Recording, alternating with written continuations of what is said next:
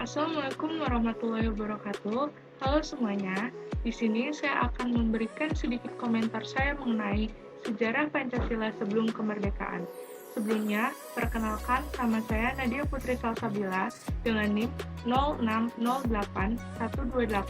06081282025043. Di sini saya membuat video untuk memenuhi tugas mata kuliah Pancasila dengan dosen pengampu Ibu Insinyur Hajah Mariana Hamzah MS.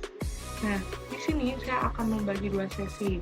Yang pertama, saya akan mereview materinya, lalu akan saya komentari langsung. Yang kedua, saya akan menampilkan sebuah video mengenai sejarah Pancasila sebelum kemerdekaan ini, lalu saya komentari juga. Kita langsung masuk ke sesi yang pertama, yaitu ke review materinya. Nah, baik. Materi yang pertama yaitu tentang masa sejarah Pancasila sebelum kemerdekaan. Nah, masa ini dibagi menjadi dua babak. Yang pertama, masa sebelum kebangkitan nasional, dan yang kedua, masa setelah kebangkitan nasional hingga kemerdekaan. Menurut sejarah, kata Pancasila terdapat dalam kitab Sutasoma yang ditulis oleh Empu Tantular dalam bahasa Sanskerta. Menurut kitab tersebut, Pancasila merupakan batu yang memiliki 5 buah sendi dan sebagai kata kerja yang artinya menjalankan 5 nilai kesusilaan. Empu Tantular adalah seorang tokoh yang hidup pada zaman kerajaan di Indonesia. Nah, dengan adanya hal tersebut bahwa ada 5 buah sendi, ada 5 buah nilai yang terdapat dalam kitab Sutasoma membuktikan bahwa pada zaman dahulu nilai-nilai Pancasila itu sudah tumbuh di dalam nilai dasar yang hidup bersama masyarakat Indonesia. Nah, ini adalah 5 sila dalam kitab Sutasoma. Yang pertama, tidak boleh melakukan kekerasan. Yang kedua, tidak boleh mencuri. Yang ketiga, tidak boleh dengki. Yang keempat, tidak boleh berbohong. Dan yang kelima, tidak boleh minum minuman keras. Nah, bisa dilihat bahwa bahwa sila-sila tersebut itu juga menjadi cerminan nilai Pancasila yang bisa dibawa hingga saat ini. Nah, jadi dengan adanya sila-sila ini menunjukkan bahwa karakteristik masyarakat Indonesia itu sudah tertanam sebenarnya dalam nilai Pancasila jauh sebelum Pancasila itu lahir, jauh sebelum adanya perumusan yang dilakukan oleh tokoh nasional yang setelahnya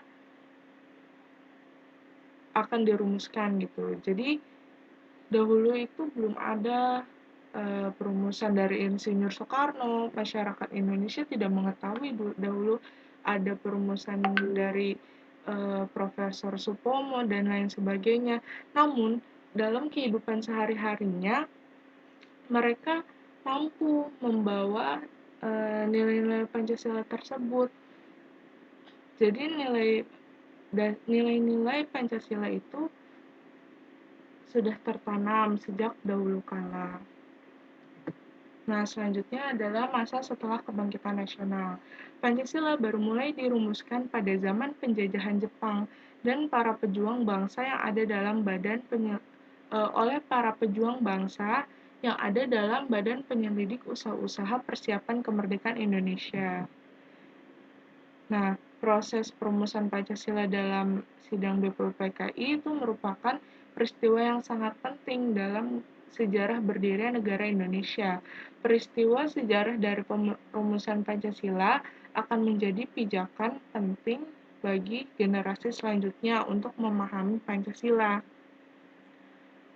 Nah, perumusan Pancasila ini kan baru terbentuk pada saat zaman penjajahan Jepang.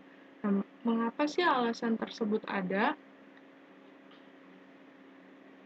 Hal tersebut dikarenakan pada zaman sebelum penjajahan Jepang seperti zaman Belanda, zaman penjajahan Belanda, zaman penjajahan Portugis kayak gitu, Indonesia itu terlalu dikekang. Jadi kayak organisasi-organisasi nasionalis ditentang, lalu pemimpin nasionalis juga banyak yang ditahan karena tujuan yang sebenarnya ingin memerdekakan Indonesia. Nah, hal tersebut menyebabkan Indonesia itu stuck di situ, jadi tidak berkembang, tidak memiliki dasar pemikiran untuk merdeka, tidak mempunyai usulan-usulan dari para tokoh nasionalis, karena pada masa tersebut bila ada tokoh-tokoh yang berkumpul itu akan ditahan atau ditentang oleh khususnya oleh Belanda pada masa Belanda.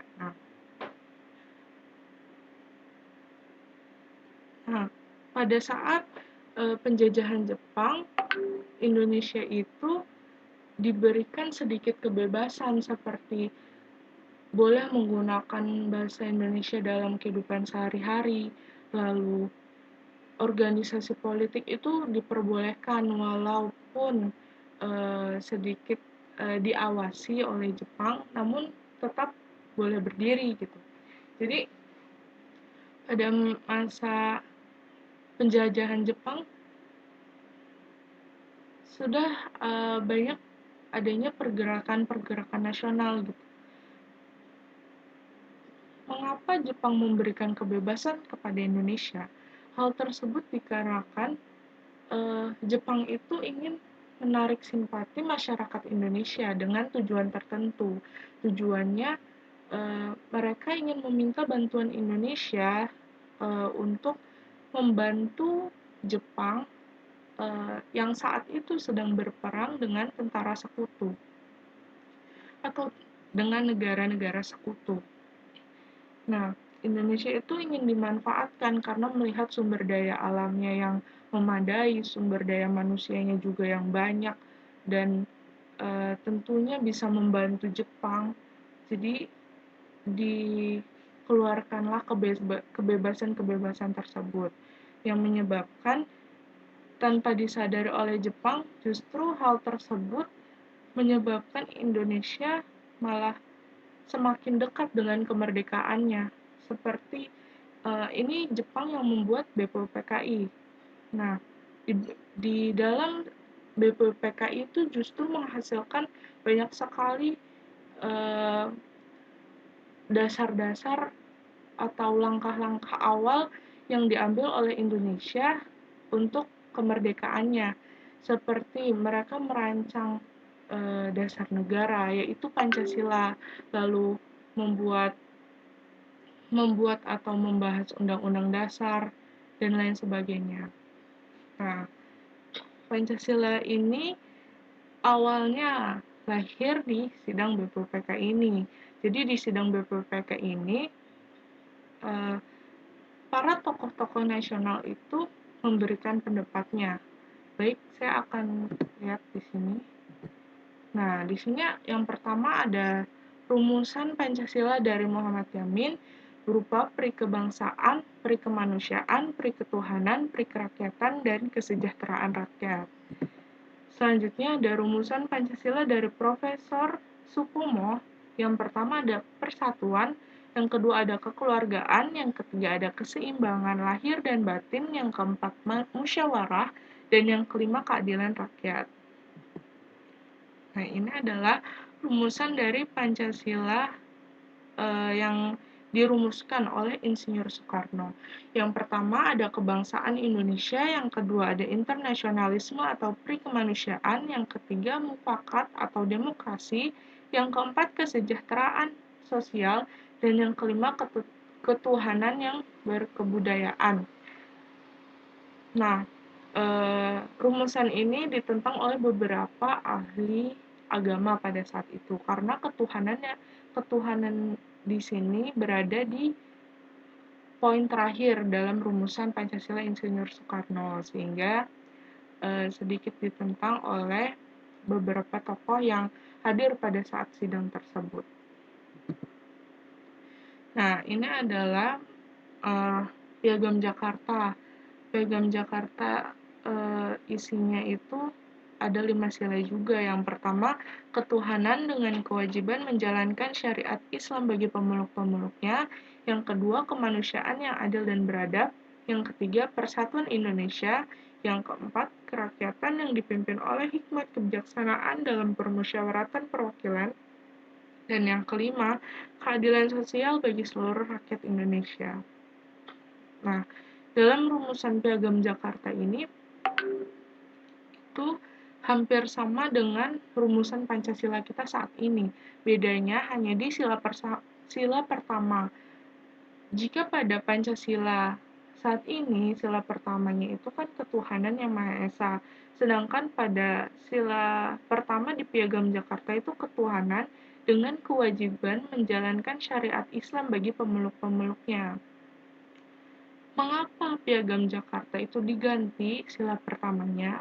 Nah, pada saat itu juga sila pertama ini ditentang oleh tokoh-tokoh yang tidak beragama Muslim atau Islam. Jadi menimbulkan takutnya bila hal tersebut dipakai terus-terusan hingga saat ini akan menimbulkan perpecahan.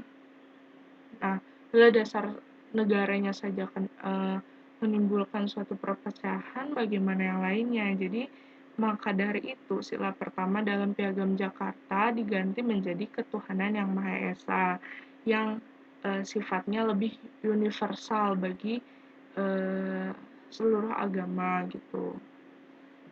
Nah, sekian review materi dari saya. Selanjutnya yaitu kita akan melihat suatu video yang akan saya tampilkan dan akan saya komentari juga. Pancasila telah dikenal sejak zaman Sriwijaya dan Majapahit. Nilai luhurnya telah diterapkan dalam kehidupan.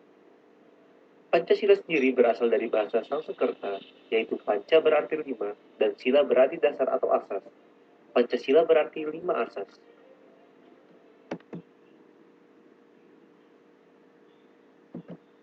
Istilah Pancasila terdapat dalam buku Negara Kertagama, karangan Empu Prapanca dan buku Sutasoma karangan Empu Tatular, yang artinya adalah berbatu sandi yang 5 atau pelaksanaan kesusilaan yang 5. Nah, seperti yang dijelaskan oleh saya di review materi, bahwa nilai-nilai Pancasila itu sudah tertulis dalam kitab-kitab pada zaman kerajaan-kerajaan di Indonesia. Jadi, nilainya itu sebenarnya sudah tertanam dalam kehidupan Indonesia jauh sebelum perumusan Pancasila itu dibuat. Sejarah perumusan Pancasila sebagai dasar negara merupakan bagian dari sejarah perjuangan bangsa Indonesia. Pada tanggal 9 Maret 1942, pemerintah Hindia Belanda menyerahkan syarat kepada Jepang dan mulailah pendudukan Jepang di Indonesia. 3 tahun berselang, Jepang terdesak oleh sekutu, sehingga Jepang berusaha untuk menarik simpati bangsa Indonesia dengan menjanjikan kemerdekaan bagi Indonesia di kemudian hari. Nah, itu juga telah dijelaskan di review bahwa Jepang itu berusaha menarik simpati masyarakat dengan menjanjikan kemerdekaan.